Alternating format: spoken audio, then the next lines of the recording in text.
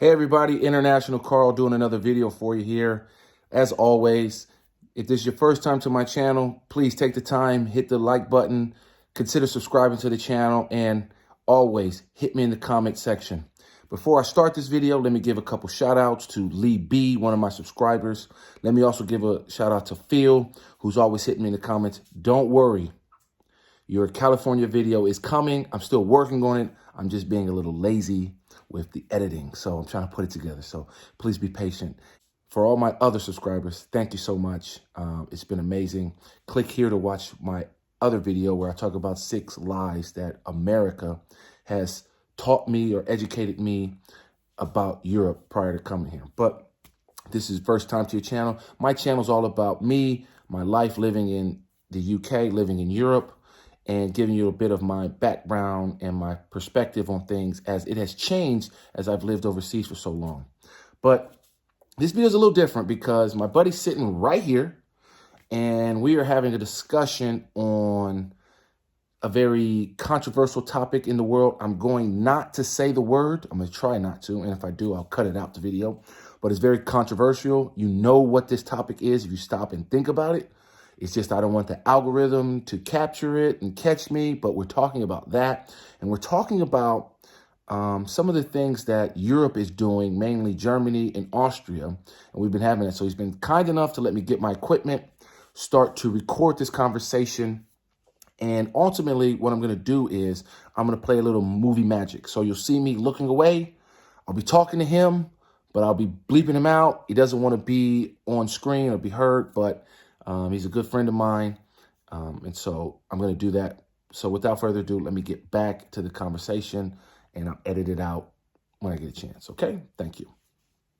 So what are we talking about? Very simple. Is Germany, Austria, they're all trying to do like this force requirement for this controversial thing that's going on, right? They're trying to force people.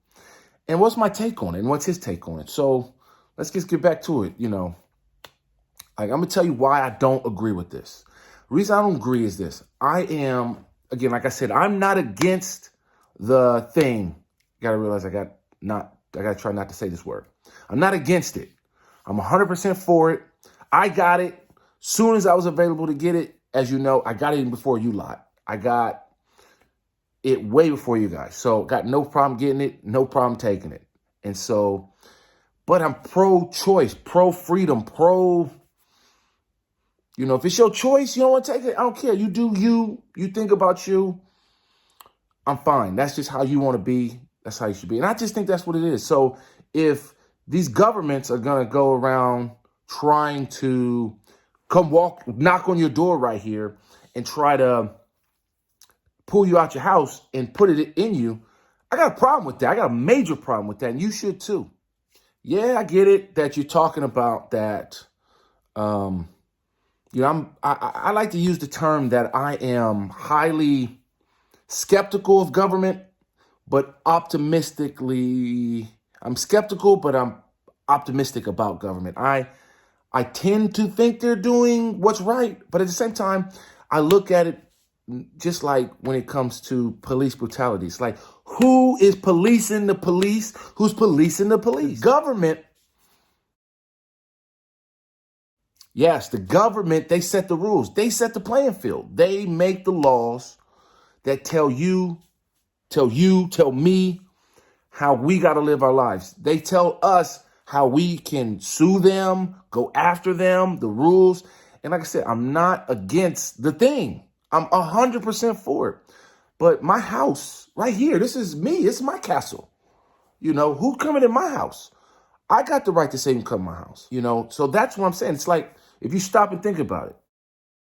Yeah, if you stop and think about, like, it's like sitting there. What I don't want is the government telling me who can come in my house. It's my choice. If I want these people in my house, that should be my choice. It should be 100% up to me who comes in and out. And it's no different for a business. That's how I look at it. I get your point. I get it if you are a manufacturer of glass bottles and you got 50 employees. Yeah, I would take the risk if one person didn't want to get the thing. That's my choice. It should be up to me who comes in my house. My house is my castle. This is private land, private enterprise. So what goes out there in the world, that's public. And it's a tricky situation because you get to talking about like their powers. They've always had these powers. I've never had a problem with the powers that the government has. I have a problem with them exercising new things. It's a slippery slope. If we start talking about like force, people come to your door in a paddy wagon and open your door, drag you outside, and put the thing inside your body that I can't say on the camera. What I want to see is pro-choice. If that business wants to make a decision, that should be on them. But I understand that health and safety executives, the HSC that they say here, you know, they've always had these special powers to dictate what goes on from a safety point of view inside of a business. So it's a slippery thing. It's like it's a little overreach, but it's not a little overreach. But it would be a highly overreach if they started coming to your front door, bringing you out. We deserve better. The world shouldn't operate that. If you give these people powers to come to your door, what's next? It's like the conversation we just had a second ago when we talk about, biggest thing I get is, British people telling me the Queen has no power. She's a figurehead. She's not a figurehead. If you stop and think about what she can do, she has ultimate power. She doesn't exercise that power. That's different. But she has the power. Think about it. She has the power, and I've read this several times. She has the power to fire all the ministers right now, the prime minister and the whole ministers. Just because she doesn't exercise that power doesn't mean she's a figurehead. She doesn't exercise it. There's no guarantee that her next of kin, their next of kin, so on and so forth, won't exercise that power. And so for my thing is like, if that person is a figurehead, then make the law, let that person sign off the fact that they no longer can hire and fire the prime minister. Make them a figurehead if that's what you want to be. But she's never going to sign that off. Why would she? Make no sense. Would you? Would you? Nice lady. I think she's a nice lady. But she has power. She has ultimate power in this country. She just doesn't exercise it. And I think it sets a slippery slope. It's not about being against the thing going in your body. I'm 100% for it, but I'm pro-choice. If the person don't want to make that choice to put it in their body, that should be their choice. Leave it there. That's where it should end. Public parks, that's their business. But I don't like them making this two-tier society. It's like they're going to have the signs back that they had in like the 40s and 50s in America, like whites only, blacks only. So I gotta bleep that out. I can't say that word. Dang it. They're going to have these signs that say the people who have the thing can sit in the front of the bus, and the people who don't have the thing, they got to sit in the back of the bus. Or you're going to have these signs just like they had, I'm telling you, in the 1940s, 1950s, whites only, blacks only. Like it's a slippery slope. It's all about, if you give them powers today, maybe this current government won't do anything bad with it. But I'm always thinking about the next government, the people who are coming after I die, or who might come after the next leader. If you allow them to come to your door, pull you out, put that thing in you, whether you want it or not, that's dangerous. And so I have to be 100% against it. But I'm 100% for the thing that go in your body. And so I don't differentiate between the two. I don't think that you can't, it's mutually exclusive. I don't believe that. I think that if you make your choices come with consequences, and you have to live with those consequences. But it should never be forced. Never. If you don't want it, you don't want it. That's your choice. What do I care?